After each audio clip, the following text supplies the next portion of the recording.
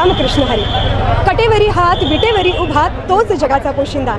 आणि याच पंढरीत याच भाविकांसाठी सागर डेव्हलपर्स घेऊन आले आहेत भव्य ओपन प्लॉट प्रकल्प, ते सुद्धा दर्शन रांगेच्या अगदी जवळ. इथे पाठीमागे आहे दर्शन बारी. नगरपालिका हद्दीतील नियोजित आराखड्यातील 50 फूट डीपी रोड. संपूर्ण प्रोजेक्टमध्ये अंतर्गत street lights, plot demarcation, plantation आणि प्रत्येक प्लॉटला स्वतंत्र नळ कनेक्शन. संपूर्ण प्रोजेक्टला तारेचे कंपाऊंड. ज्येष्ठ नागरिकांना बसण्यासाठी बेंचेस. चला तर मग आत्ताच बुक करा मठासाठी किंवा आपल्या हक्काच्या घरासाठी आपल्या हक्काचा प्लॉट, तेही अगदी माफक दरात. ताज्या घडामोडी पाहण्यासाठी आमच्या YouTube चॅनलवरील PVR म्हणजेच पंढरी वार्ता या न्यूजला सबस्क्राईब करा आणि शेजारील बेल आयकॉनवर क्लिक करा. उत्तर तालुक्यातून सुरुवात करावी म्हणजे कुणीही कुठल्या कार्यात सुरुवात करताना उत्तर दिशेने करतो किंवा उत्तर भागातून आपण जात असतो. त्याप्रमाणे माझ्या मतदारसंघात उत्तर तालुक्यातील 24 गावं आहेत. म्हटलं आज त्या भागात आपण सुरुवात करूया. सकाळपासून 9-9:30 वाजल्यापासून आपण भोगाव असेल, बाणेगाव असेल, होनसळ असेल, मार्डे असेल, नरोटेवाडी असेल, कारंबा असेल, गुळवंची असेल, अकोलेकाठी ह्या सर्व भागामध्ये मी प्रत्यक्ष जाऊन चर्चा केली. मी काय प्रचार करायला आलेलो नाही, संवाद साधला. मी एवढा समाधानी आहे. मी त्यांना सांगितलं आचारसंहितेमध्ये मी तुम्हाला कुठला शब्द देऊ शकत नाही, परंतु जी काही कामं असतील ती आपण प्राधान्याने पूर्ण करण्याचा प्रयत्न करू. आता तुमच्यासमोरच बाबांनी शिरापूर उपसा सिंचन योजनेचा विषय घेतला. मी खरंच त्यांना आवर्जून त्यांना धन्यवाद देईल की त्यांनी एक शेतकऱ्याच्या जिव्हाळ्याचा प्रश्न मला विचारला. कारण ही योजना 95-96 साली मुख्यमंत्री साहेब आपले मनोहर जोशी साहेब होते आणि हे स्थानिक आमदार खंदारे साहेब होते, त्यावेळेस ही योजना शिरापूर चालू झालेली. त्या योजनेला 96 साल ते 2019 म्हणजे जवळजवळ तुम्हाला सांगतो 23-24 वर्षाच्या कालावधीमध्ये एक अल्प निधी दिला गेला 50 कोटीच्या आसपासचा. त्याच्यामुळे जेवढं आहे तेवढं कामं होत गेली. त्यावेळेसच्या कामाचं जे बॅलन्स पेमेंट होतं ती 2020पासून 24पर्यंत 4 वर्षामध्ये मी 250 कोटी रुपयाचा निधी आणून प्रत्यक्ष काही ठिकाणी आम्ही जाऊन पाण्याची चाचणी केली, शेतकऱ्याला पाणी पुरवठा करण्याचा प्रयत्न आम्ही केला आणि पाठीमागील 2-3 वर्षापासून आम्ही जिथं जमल त्या ठिकाणी सिंचन करण्याचा प्रयत्न करतो आहे.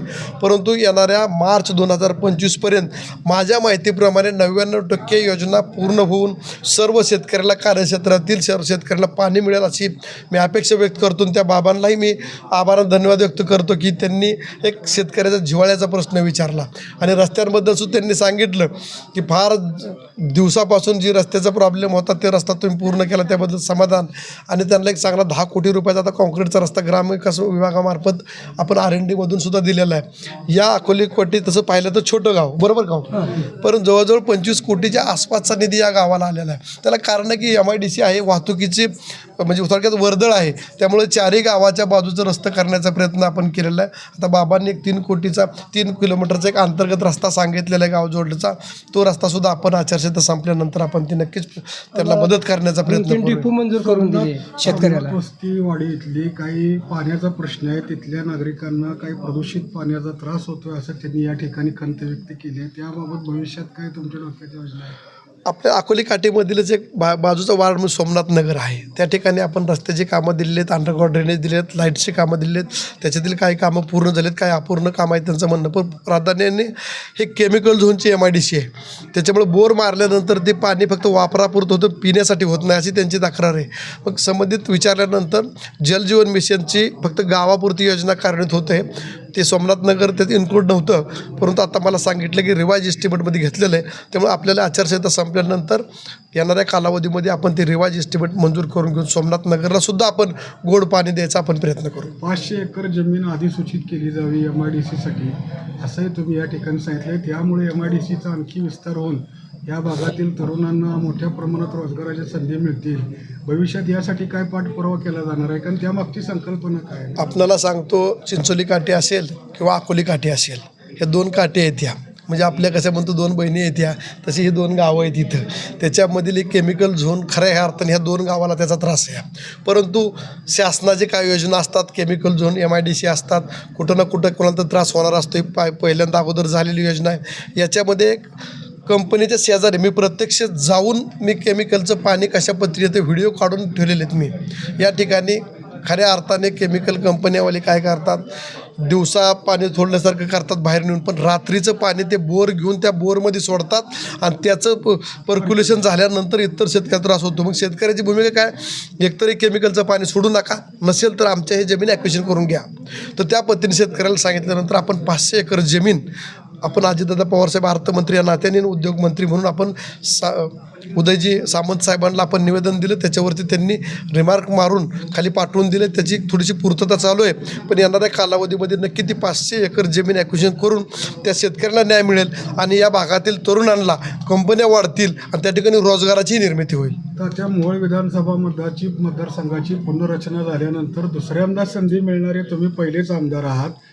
सातत्याने विरोधक अशी टीका करत आली होती की मोहोळ तालुक्याच्या दक्षिण भागावर अन्याय होतोय, जाणीवपूर्वक अन्याय केला जातोय मोहोळ तालुक्याच्या या दक्षिण भागावर, आणि त्या दक्षिण भागामध्ये तुमच्या कार्यकाळामध्ये काय काय निधी आणला आणि काय विकास कामं ठळकपणे केले गेलेत असं तुम्हाला सांगावं असं वाटतं? मी तुम्हाला सांगतो, दक्षिण भागावरती कुठल्याही प्रकारचा अन्याय झालेला नाही. दक्षिण भागात 2च रस्ते आपल्याला सांगतो. कुरुलपासून पंढरपूरला जाणारा रस्त्याला 271 कोटी रुपये मंजूर केले. बेगमपूरपासून मोहोळ आणि मोहोळ ते वैरागीचा तो रस्ता, या रस्त्याला 415 कोटी रुपये मंजूर केले आणि इतर अंतर्गत रस्ते तर जवळजवळ सर्वच मार्गी लावलेले आहेत. त्यामुळे दक्षिण भागाला आपल्या अनगर परिसरातल्या भागापेक्षा ज्यादा निधी आपण दक्षिण भागाला दिला आहे. ही फक्त विरोधातली नेते मंडळी म्हणतात. प्रत्यक्ष तुम्ही गावात जाऊन दक्षिण भागातील गावात त्या जनतेला मतदारांना जाऊन विचारा की ह्या 5 वर्षामध्ये आपल्या भागामध्ये विकास झाला आहे का, आणि झाला असेल तर पाठीमागे किती वर्ष झाला नव्हता आणि आता कधी झाला, हे तुम्ही विचारून घ्या.